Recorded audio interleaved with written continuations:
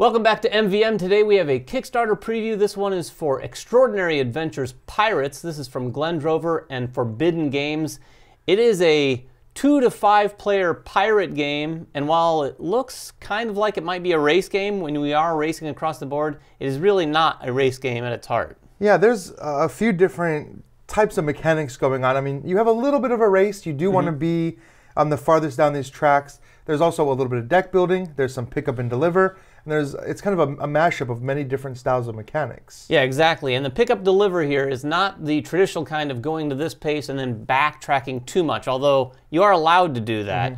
But you're really just picking things up as you go, trying to get there quickly, because when someone does reach Trinidad, that is going to end the game, and you're going to tally up the scores depending on how many treasures you have and depending on how far you are on each of the 3 routes across the board. Yeah, if you take a look at the board, you'll see these 3 routes. They all start at different spots on the board. Also keep in mind, we are using prototype components here. These pawns will be ships in the final version, and I'm not sure these cubes are final either. But you'll notice the blue, the red, and the black track, and you're going to spend the majority of the game moving down these tracks, picking up resources and things as you go. Yeah, in addition to the board, of course, which is beautiful, and like Ryan just said, a lot of these are prototype components, but the board, I'm guessing, is probably pretty close. Yeah. It's a really beautiful map. In addition to those, we have some treasure tiles over here. These are going to be effectively contracts that you're going to fulfill as you move across the board, go into certain ports, and trade in the cubes that you've picked up in order to fulfill some of these treasures, take them, and take the points associated with them. You also have some merchant cards right down here. You're going to be basically sacking merchant ships throughout the game, and in addition to taking the cubes from those ships, you'll be able to take one of the cards off of the top of this deck, adding to your deck, because there is a deck building mechanic for sure. Yeah, you're going to be drawing those merchant cards, and then up here you'll see the port deck as well, which kind of looks more like a traditional deck builder when you have a couple different options to choose from here. All of these cards are going to be going into your deck. You're going to be drawing through that deck just like, you know, any kind of deck builder you might be familiar with, and you're going to be using those cards. They're actually multi-purpose cards. So you can do a couple different things with every card. You can either use them to move your ships, or you can use them for any abilities that might be printed on those cards. Yeah, you can't use them for both, but like Ryan said, you're going to be largely using these for the number down in the lower right-hand corner of each card. That's going to be the innate movement that you can use. Now, you can't break this up. So, for instance, if I have this card that has a 2 on it, I can't move one of my ships 1 and another ship 1. However, I can break up movement across the different cards. You're going to be getting more and more of these cards like any good deck builder, so that you're growing your deck to the point where you can move your ships further and further on each of your turns. That's right. And you're going to be basically given a starting deck of 10 cards. Everyone has the same 10 cards to start with. You're going to draw 5 cards. You're going to have a hand of 5 every turn, but you're only going to ever play 3 of them. So let's kind of talk about how the game is played. Yeah. Like I said, you do have all those cards to choose from, and these cards are going to, like I said, move you. Some are going to move you down specific colored tracks. Some are going to give you bonuses. Some are even going to sit out in front of you and give you ongoing bonuses throughout the rest of the game. So there is a wide variety in what these cards will do, but starting off, you have just cards that are basically going to move you forward a couple spaces on whichever track you want. Movement is very simple. You play a card, for example, I play a card that has a 2 movement. I look at my 3 different sets of ships, and I move my pawn 2 spaces. And that's basically how movement works. I mean, it is very simple.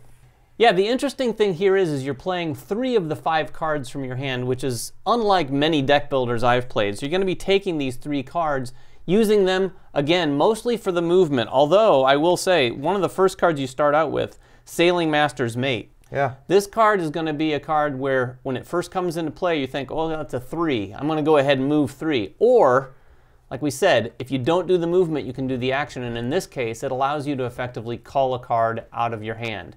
Getting rid of some of these lubbers, which are kind of like the junk card, if you will, in the game. That just has 1 movement, so the sooner you can get rid of those and then build more onto your deck with the merchant cards or the cards from the port, the faster you're going to get across the board, and that's one of the main ways to score points at the end of the game. Yeah, there's a lot of decisions to make with these cards. Obviously, the cards that have the best abilities also have really high movement. So you're having to make that decision every time you play one of these cards. If you really want that ability, maybe you really need to move 4 or 5 spaces to try to beat someone to a location. So you'll notice a number of different spaces on each of these tracks. One of the more common spaces you're going to run into are merchant ships. And you'll see these merchant ships because they have cubes on them. And these cubes denote specific goods you're going to collect. So a few things happen when you stop on a merchant ship.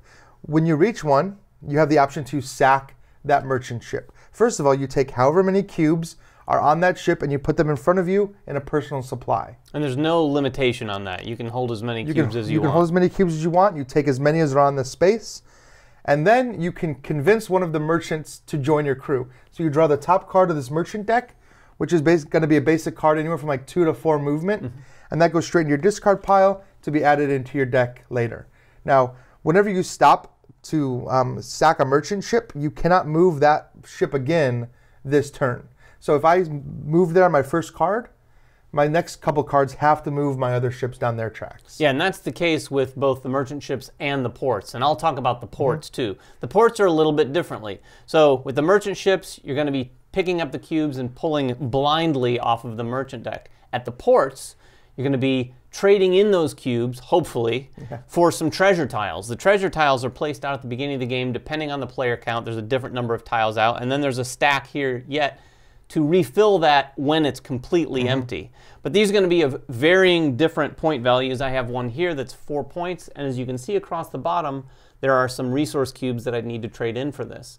When you go to port, one of the things you can do is trade in your resource cubes for as many of these treasures as you can. So if you have a ton of cubes, you can get maybe 2 treasures when you do this.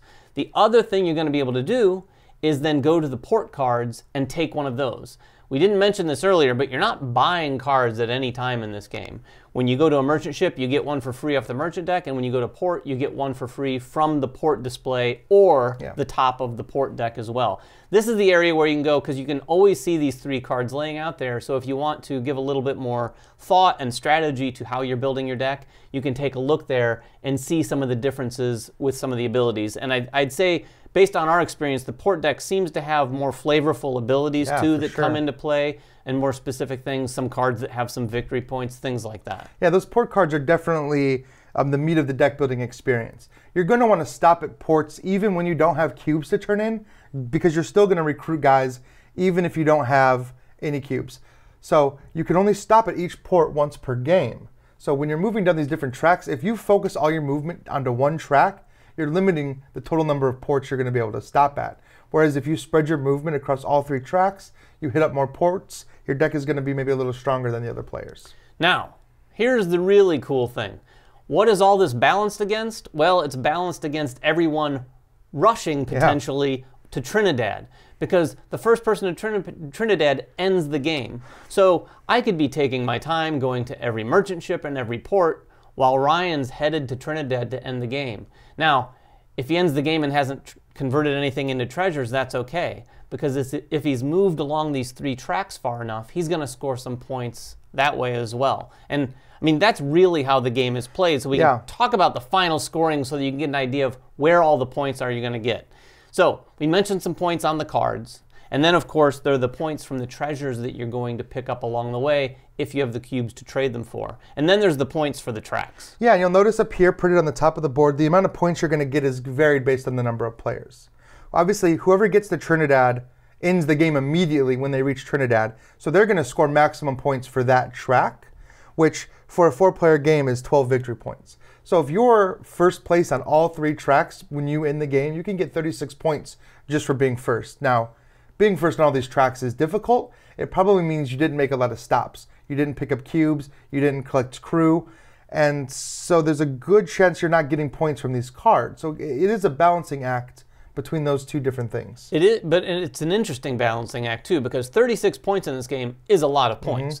You could certainly win with 36 points, but like Ryan said, it is going to be challenging to move down these tracks, because a lot of these cards, we didn't mention any in particular, but some of these movement cards are specific to certain tracks. So if one of my opponents has a couple cards in his deck that says move 3 or 4 on the black track, and they play those often, and these decks are small, so you're going to cycle your cards fairly quickly depending on how you use that culling card, they can really rush down one of those tracks or catch up if you're in the lead as well. Yeah, you have to try to anticipate what other players are going to do. I mean, if you see someone rushing to the track try to beat them on another track or try to get the most possible points.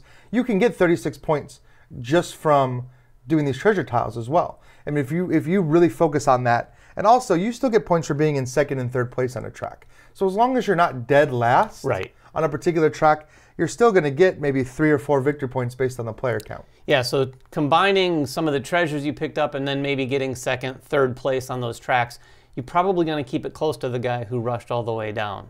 But those are all the different ways you can score points in this kind of race, but not quite race game. Yeah, it feels like a race game, but you really don't actually probably want to rush all the way there. Yeah, there's definitely different strategies you can employ. One game you might want to rush, see how that works out for you. Another one you might want to take your time and be really methodical.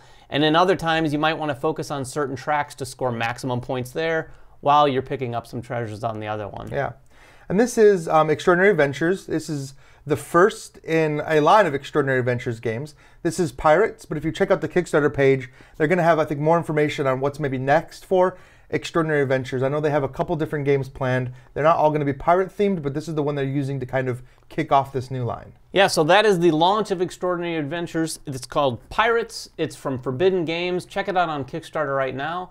And ask us any questions down below. We'll try to get in there and answer them as best as we can. And as always, follow us on Facebook, like us on Twitter, and all that. Catch you next time. Bye.